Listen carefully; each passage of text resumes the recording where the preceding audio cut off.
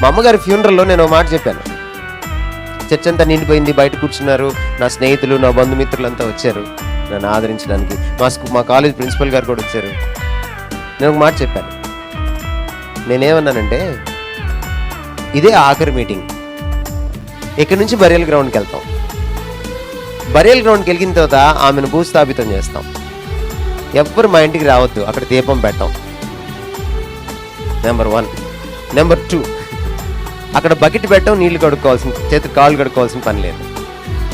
లేదు నేను బరియల్ గ్రౌండ్కి వచ్చి మీ ఇంట్లో దీపమే చూడాలి, లేదా మీ ఇంట్లో బకెట్లో నీళ్ళల్లోనే నేను కాళ్ళు కడుక్కోవాలి అనుకుంటే మీరు బరియల్ గ్రౌండ్కి రావద్దు.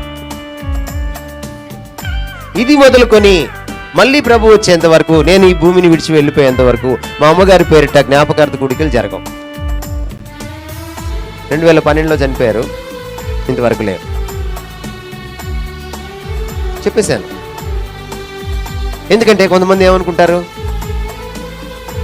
పాపం ఈ మరణం కోసం వచ్చిన వాళ్ళు ఉండాలో వెళ్ళాలో తెలియదు వాళ్ళకి, మనల్ని అడగలేరు, వెళ్ళొస్తామని చెప్పలేరు కదా.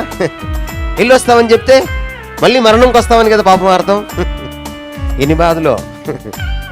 అందుకే ముందే చెప్పేస్తే గొడవ లేని పని, బస్సు ఎక్కటే వెళ్ళిపోతారు చర్చి దగ్గర నుంచి. ఆచారాలతో జాగ్రత్త.